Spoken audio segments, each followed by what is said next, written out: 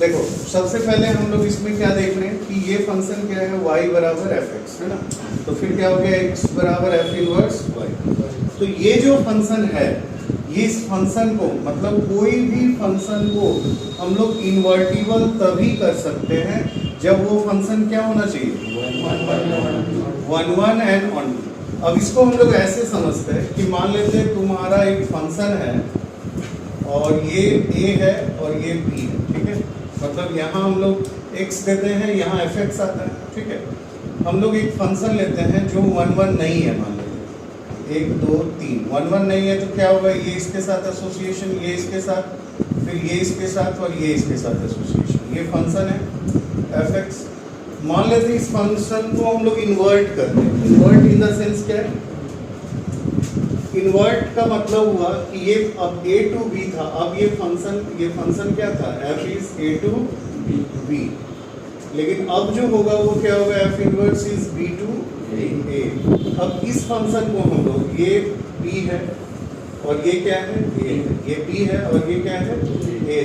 हम लोग इसी को चेंज करें, यहाँ कितने एलिमेंट्स हैं, 3, यहाँ कितने हैं, 4। तो यदि हम एसोसिएशन करेंगे तब ऐसा हो गया, क्या ये फंक्शन है, क्यों नहीं है फंक्शन, क्योंकि एक एलिमेंट का 2 एसोसिएशन आ जा रहा है ना, तो ये फंक्शन ही नहीं है। तो इनवर्स तो बहुत दूर की बात है। मतलब सीधा सा बात है कि इसको हम लोग इस तरह से देखें कि ये तुम्हारा मान लेते एक फंक्शन है, ये a टू b और यहाँ पर कुछ एलिमेंट्स हैं, यहाँ पर भी कुछ एलिमेंट्स, ठीक है। यहाँ कुछ बच भी गया, उससे मतलब नहीं है। ये क्या है, 1 1 1 है ना। लेकिन अब यहाँ पर सवाल ये उठता है कि यहाँ यदि बच गया तो इसका मतलब 1 2 नहीं होगा। इसका मतलब क्या होगा, 1 2 नहीं होगा, है ना। 1 2 में क्या होता है कि ये सारा एलिमेंट है, यहाँ एसोसिएट होना चाहिए। अब इसको यदि हम पलट देते हैं, ध्यान देना, तो यहाँ पर कितने एलिमेंट्स होंगे, 4, और यहाँ पर कितना एलिमेंट्स होगा, 3। ये इसके साथ एसोसिएशन, ये इसके साथ, ये इसके साथ। अब यहाँ देखो, ये एफ एक्स था और ये क्या हो गया, बी टू ए कर दिया हमने। यहाँ पर एलिमेंट बच गया ना, इसका मतलब ये फंक्शन नहीं है। मतलब एक फंक्शन को, अब जैसे मान लेते एक फंक्शन हम ले लेते हैं जो 1 1 और 1 2 दोनों, जैसे यहाँ कुछ एलिमेंट्स हैं और यहाँ भी कुछ एलिमेंट्स, ठीक। ये इससे एसोसिएट है, ये इससे है, ये इससे है, ये इससे। अब ये यहाँ पर a दे दिए और ये b दे दिए, है ना। इसको हम लोग क्या करते हैं, इसको इन्वर्ट करते हैं। इन्वर्ट का मतलब ये तुम्हारा एफ एक्स हो गया। अब क्या करेंगे हम लोग, क्या करेंगे, ये b टू a, अब ये क्या आएगा, f इनवर्स x।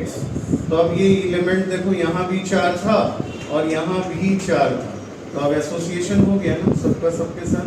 मतलब एक फंक्शन को यदि हम इन्वर्ट करते हैं तो इन्वर्ट में क्या होगा, इट मस्ट भी क्या होना चाहिए, 1 1 एंड 1 2 होना चाहिए।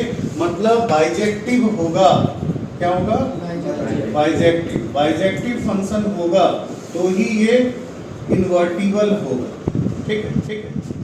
अब देखो आगे बढ़ रहे हैं, सब लिखने का जरूरत नहीं, जहाँ से बोलेंगे वहाँ से।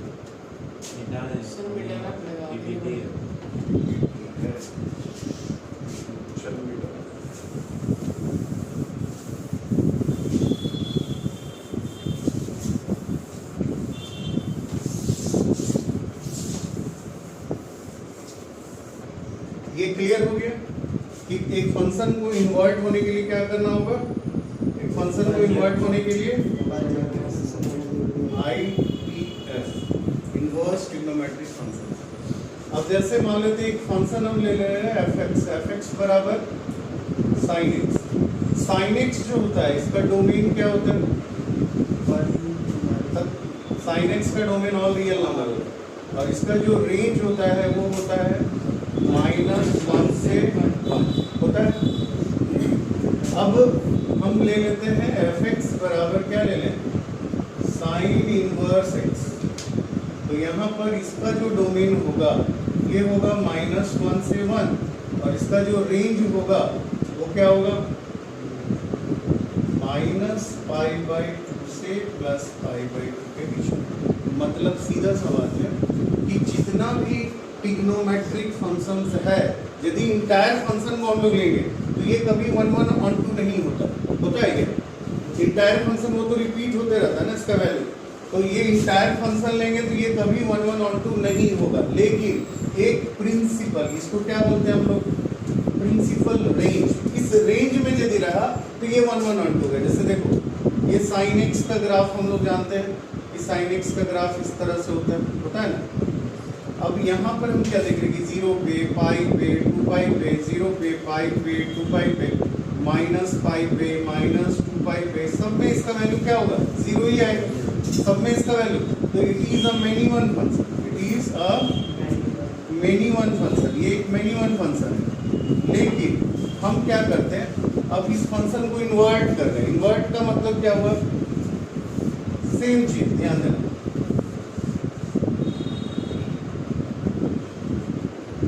ये यहाँ पर हम लोग 0 पाई ले रहे थे, अब यहाँ पर हम लोग लेंगे ये 0 है और यहाँ लेंगे हम लोग पाई बाई 2, 0 और पाई बाई 2, और यहाँ पर फिर क्या लेंगे 0 और माइनस पाई बाई 2, यहाँ क्या लेंगे हम लोग 1 कॉमा 0, यहाँ क्या लेंगे माइनस 1 कॉमा 0। तो अब इसका यदि हम लोग देखेंगे तो इस तरह से इसका ग्राफ, मतलब इस ये जो रेंज है माइनस पाई बाई 2 से प्लस पाई बाई 2, इस रेंज में कोई भी वैल्यू रिपीट करेगा क्या? कोई वैल्यू रिपीट होगा? नहीं होगा। तो रिपीट नहीं होगा इन द सेंस क्या कि ये 1 1 भी होगा और ऑन 2 भी होगा इस रेंज। सही बात समझ में? मतलब जितना भी ट्रिग्नोमेट्रिक फंक्शंस है वो एक रेंज में यदि है तो उसको हम लोग बोलेंगे ये 1 1 एंड ऑन 2 होगा। अब जैसे देखो एक सिंपल सा हम लोग एग्जांपल ले रहे हैं, ये जैसे ये हम लोग ग्राफ यहाँ से यहाँ तक लिए, ये ग्राफ फिर ऐसे जाएगा ना, यही ना, ये ग्राफ ऐसे जा रहा है ना, तो ये ग्राफ ऐसे जाएगा, तो हम फिर यहाँ से ये पाई बाई 2 से ये कितना लेंथ हो गया? पाई लेंथ हो गया, तो पाई बाई 2 से फिर हम 3 पाई बाई 2 तक जाएं तो वो भी तुम्हारा क्या होगा 1 1 ऑन 2 है ना। 3 पाई बाई 2 से फिर 5 पाई बाई 2 जाएंगे वो भी 1 1 ऑन 2 होगा। मैंने एक पर्टिकुलर रेंज में ये 1 1 ऑन 2 होगा। जैसे देखो एक फंक्शन हम ले रहे हैं, ध्यान देना एकदम सिंपल है, function sin x sin inverse, इसका डोमेन और इसका डोमेन क्या बोले? -1 से 1, और इसका रेंज क्या होगा? माइनस पाई बाई 2 से प्लस पाई। अब सेम चीज यहाँ cos इनवर्स x, ये चीज है सिलेबस में, cos इनवर्स है क्या होगा? -1 से 1, और इसका जो रेंज होता है ये होता है 0 से पाई, मैंने 0 से पाई ये रिपीट नहीं करेगा है ना। फिर होगा tan inverse x, tan inverse x का क्या होता है? ऑल रियल नंबर, और ये होता है माइनस पाई बाई 2 से प्लस पाई बाई 2। फिर आते हैं हम लोग cot inverse, cot inverse x का डोमेन क्या होता है? ऑल रियल नंबर, और इसका रेंज जो होगा ये होगा 0 से पाई, ओपन ब्रैकेट 0 से पाई। इसके बाद क्या है? cosec inverse x, cosec inverse x का जो डोमेन होगा वो ऑल रियल नंबर से -1 से 1 हटा दो, और इसका देखो साइन का क्या है? तो माइनस पाई बाई 2 से प्लस पाई बाई 2 होगा, लेकिन इसमें 0 नहीं होगा। क्या नहीं होगा? 0 नहीं होगा। फिर क्या है? सेक इनवर्स x, इसका डोमेन क्या होगा? सेम -1 से 1, और इसमें देखो cos का क्या है? 0 से पाई, और लेकिन इसमें पाई बाई 2 नहीं होगा। ये जो 0 और पाई बाई 2 माइनस किए, क्यों किए? पाई बाई 2 में रिपीट कर जाएगा नहीं, पाई बाई 2 पे ये डिफाइंड ही नहीं होगा। नीचे 0 होगा, तो नीचे 0 होगा तो क्या हो जाएगा?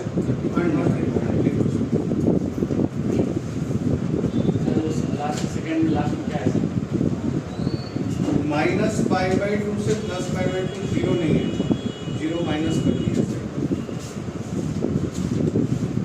हो गया ना। देखो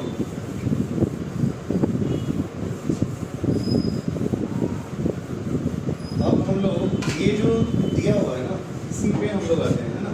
इसी से पहले तुम्हारा बोर्ड्स के सिलेबस में बस इतना ही है, इसके बाद जो भी प्रॉपर्टीज वगैरह है वो बोर्ड्स के सिलेबस में नहीं है, लेकिन वो सब भी कुछ कुछ हम लोग करेंगे, उसके बाद ही हम लोग आगे बढ़ेंगे नया चैप्टर। जैसे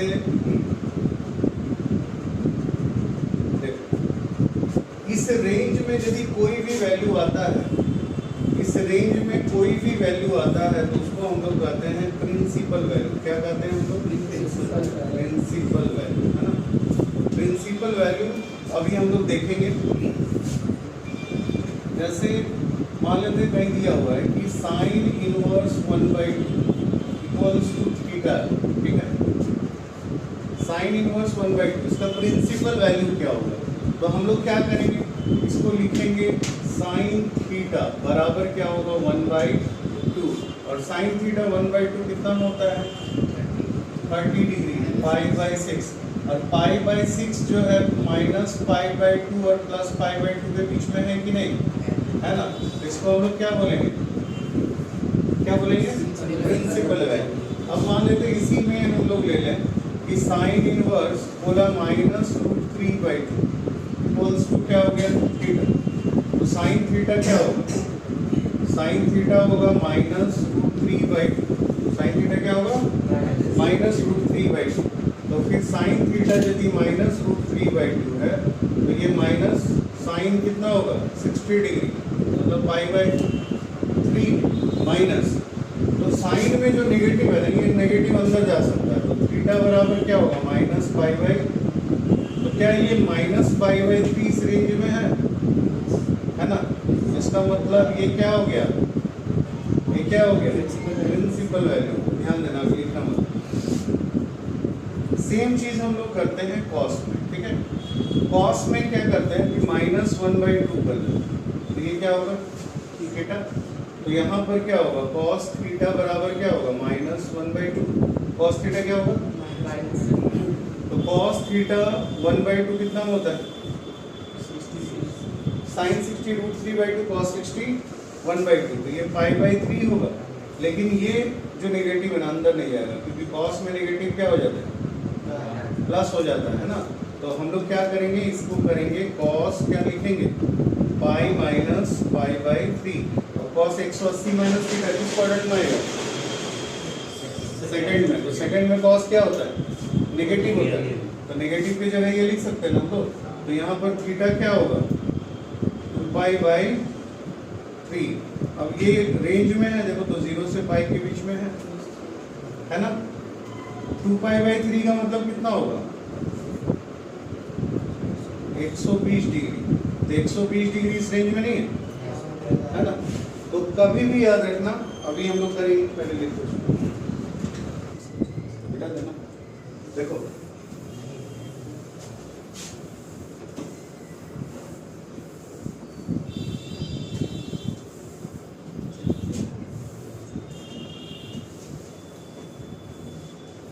देखो, अब तीन चीज ध्यान देना, थोड़ा सा याद रखना।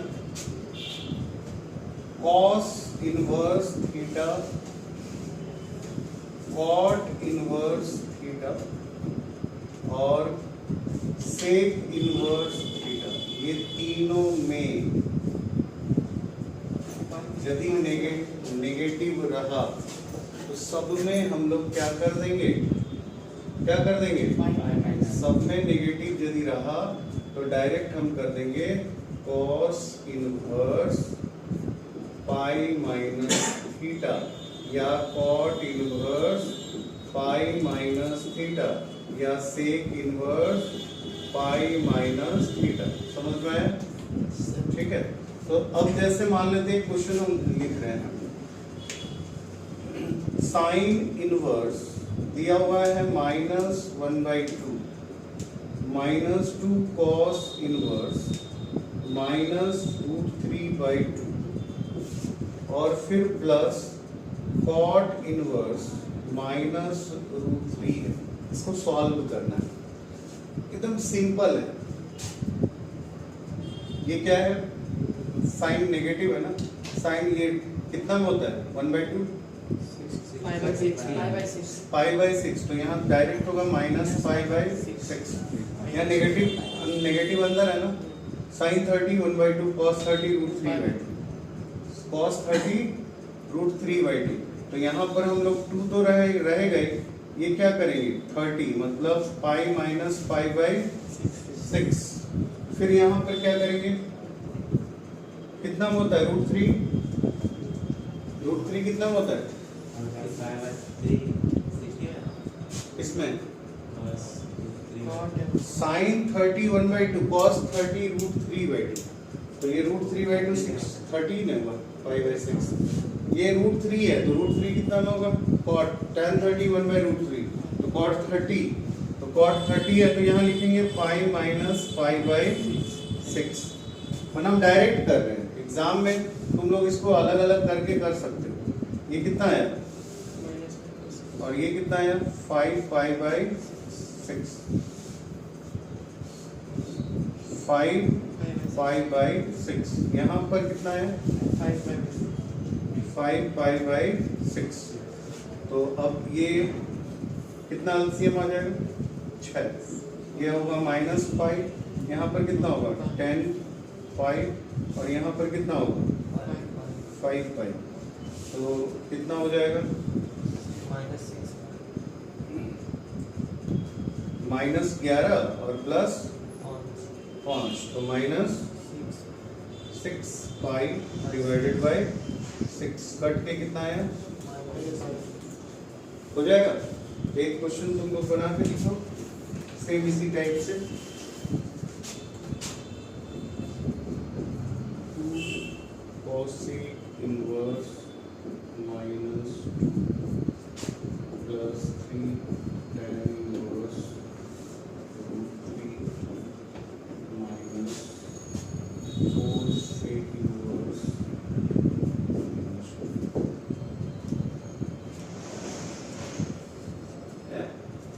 देखो sin 30 कितना होता है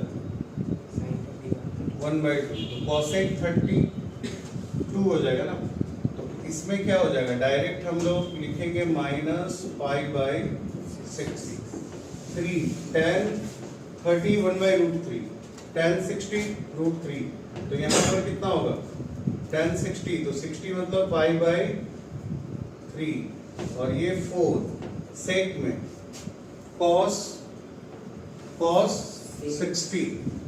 60 होता है ना 1/2, तो sec 60 2, तो 60 का मतलब क्या हो गया पाई माइनस π/3, यहाँ नेगेटिव है तो पाई से माइनस हो जाएगा ना, ये कितना होगा ये कट गया तो -π/3 प्लस ये कितना हो जाएगा,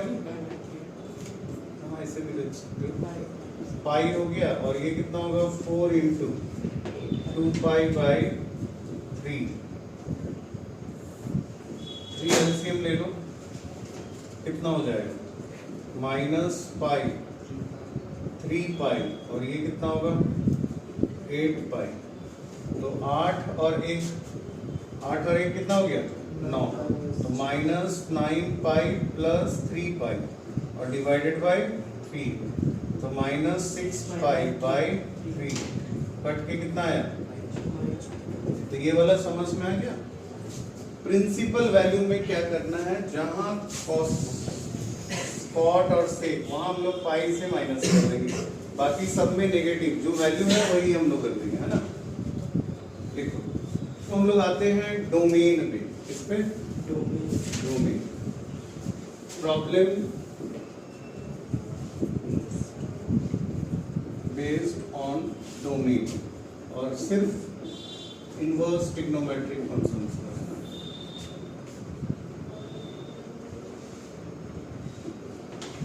जैसे देखो एक सिंपल सा हम लोग एग्जांपल लेते हैं कि साइन इनवर्स और बोला है x², बोले इसका डोमेन क्या होगा, साइन इनवर्स x² का डोमेन क्या होगा, x² जो है इसका वैल्यू क्या होता है -1 और 1 के बीच में, x² -1 और 1 के बीच में, ठीक है।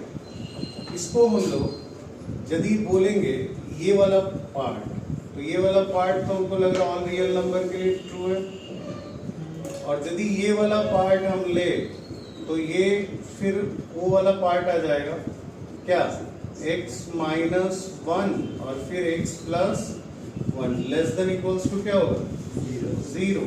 तो तुम्हारे पास एक वैल्यू -1 और एक वैल्यू +1, तो हम लोग क्या करेंगे, दोनों पॉजिटिव पॉजिटिव फिर नेगेटिव फिर पॉजिटिव, किसको लेना है नेगेटिव, तो x बिलोंग्स टू क्या होगा -1 से 1, एक ऑल रियल नंबर है और एक -1 से 1 है, तो दोनों का इंटरसेक्शन क्या होगा, इसको d1 ले लो, इसको d2 ले लो, तो d बराबर क्या होगा, d1 इंटरसेक्शन d2, तो क्या होगा, ये हो जाएगा -1 से 1, ठीक है।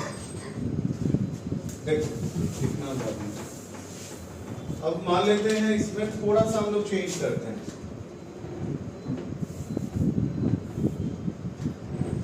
fx इक्वल्स टू,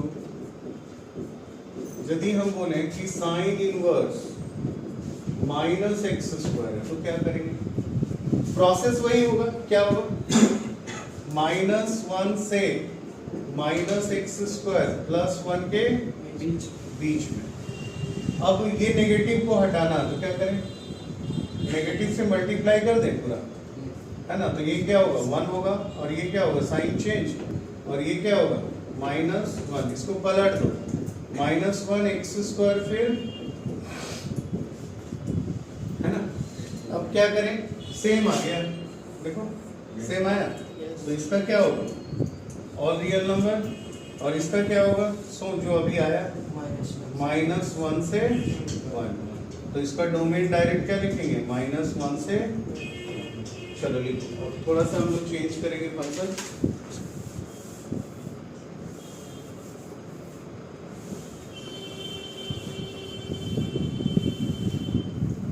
देखो अब जैसे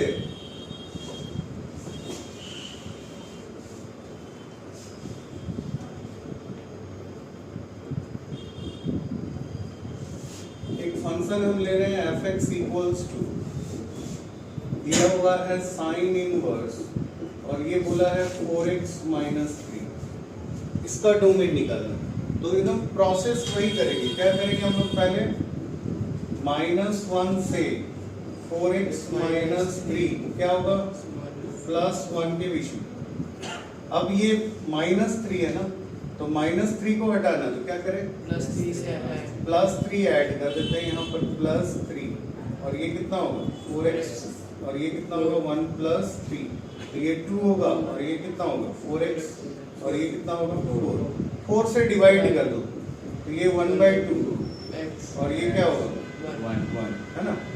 तो हम लोग अब बोलेंगे इसका जो डोमेन होगा वो क्या होगा 1/2 से 1 के बीच में, तो हम लोग लिखेंगे यहाँ पर इसका 1/2 से 1 इसका डोमेन होगा, ठीक है। अब जैसे देखो इसको हम लोग देखते हैं,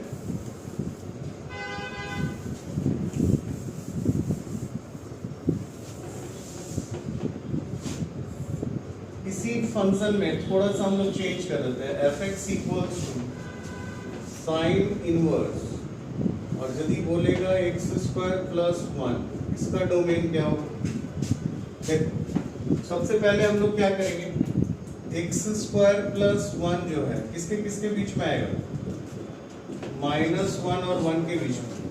अब इस 1 को हटाना है, इस 1 को तो क्या करें, -1 कर दें, तो यहाँ पर कितना आएगा -2, और ये कितना आएगा यहाँ पर 0, तो ये -2 से 0 आ गया x², यदि हम इसको लेंगे तो क्या आएगा x² -2 से तो हमेशा बड़ा होगा, ये क्या होगा ऑल रियल नंबर, और यहाँ पर x² जो है लेस देन 0,